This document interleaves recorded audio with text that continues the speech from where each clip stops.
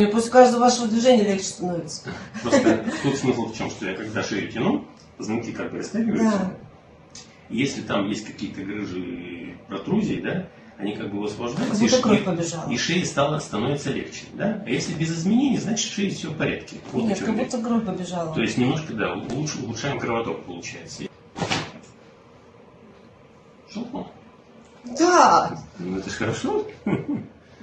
До куда достала? везде. Везде? До копчика? Ну вот видите, сделали вас немножко ровнее. Сейчас повертите шейки, как Я боюсь. она никуда не денется. Вы видите, как у совы теперь стало. Легче? Да. Две задачи решаем. С одной стороны расслабляем мышцы, с другой стороны улучшаем кровоток в область головы, чтобы он лучше снабжался кровью, кислородом, ну, соответственно, лучше мозги работали.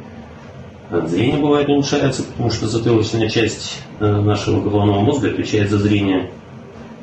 Вот. И головные больки бывает проходят.